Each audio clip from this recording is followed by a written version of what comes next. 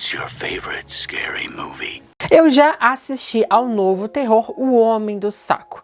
E eu resumo o filme em uma frase. Tem que ter saco para assistir esse filme.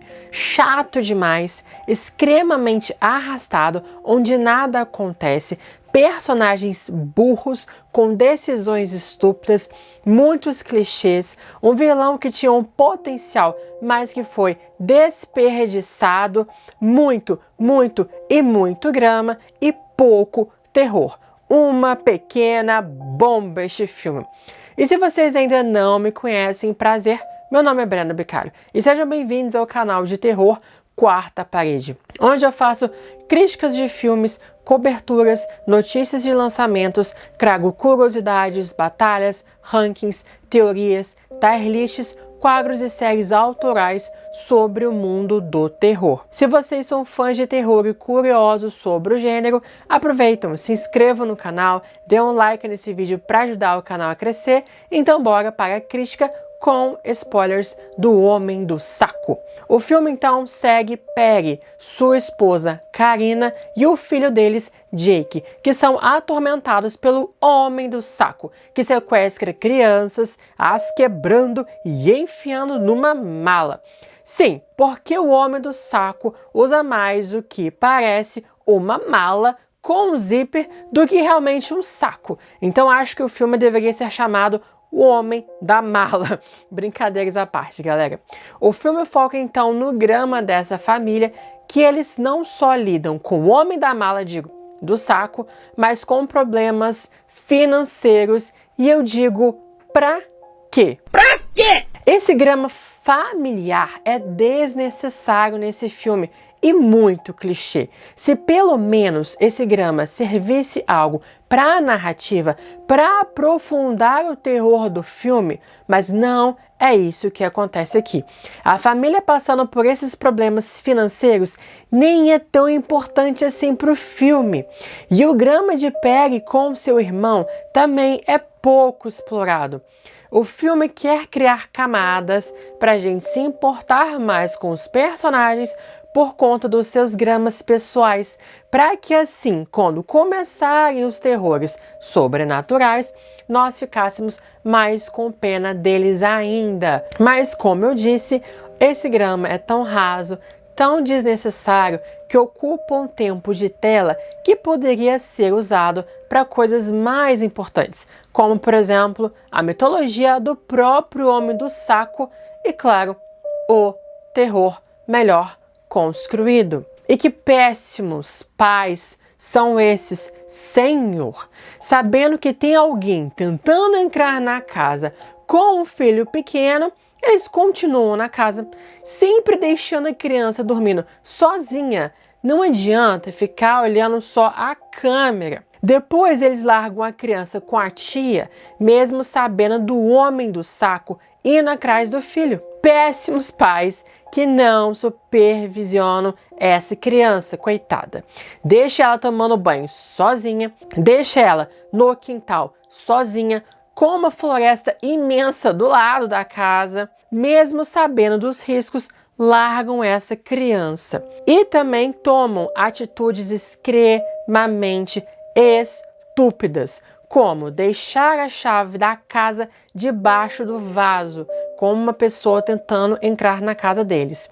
Não blindar a janela do quarto da criança, mesmo depois de descobrir que alguém estava nessa janela na noite anterior. Não colocam uma cerca na casa para pelo menos proteger os limites da casa e a criança não ir até a floresta. Qualquer coisa, pelo menos tentar alguma coisa. Somente o alarme de segurança, obviamente, não ia dar certo.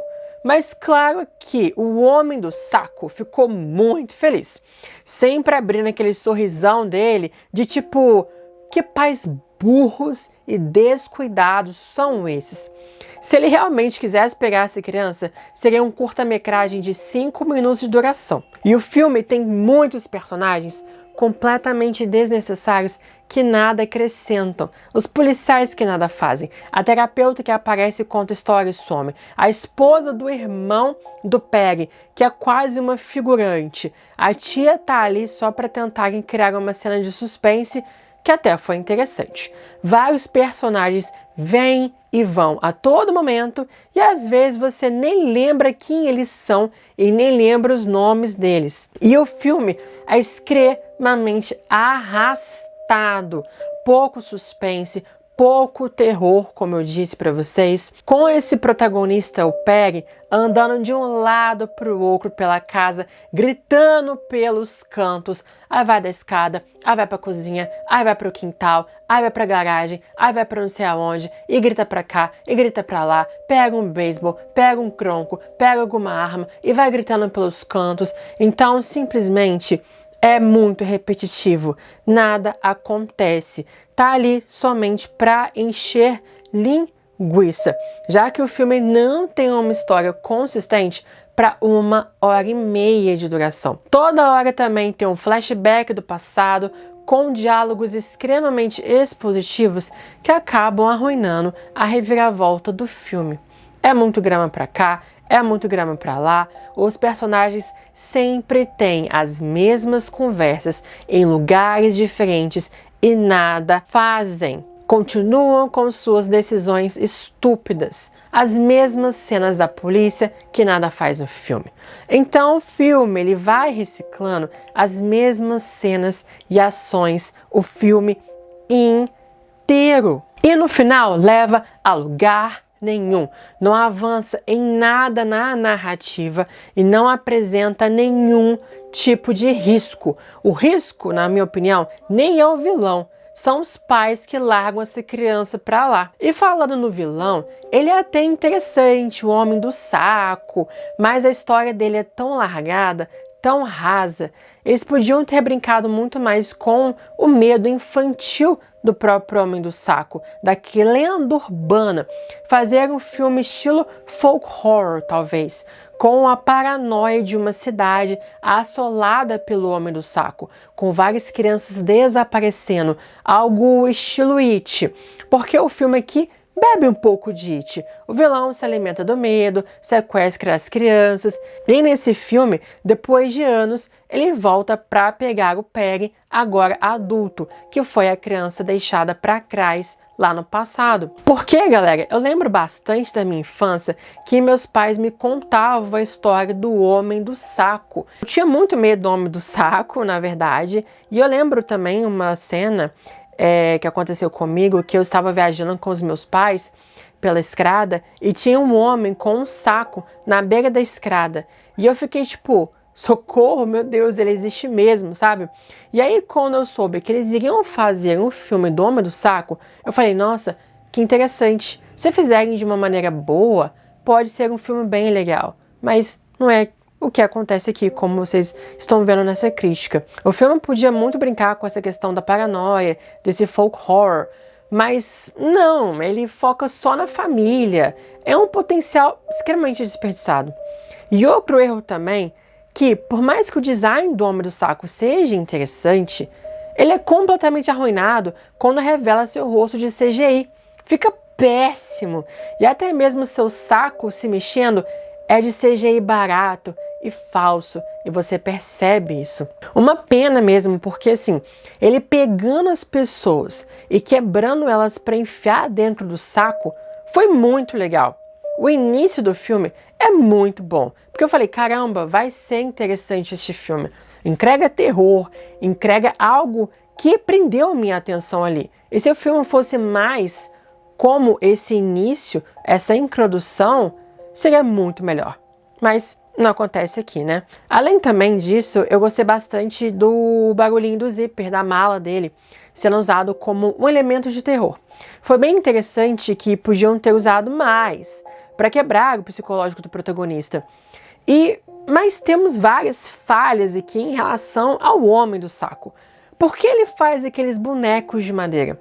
Não há uma explicação. De onde o Homem do Saco surgiu? Por que ele tem aqueles poderes sobrenaturais de paralisia e apagar as luzes? Por que ele pega as crianças?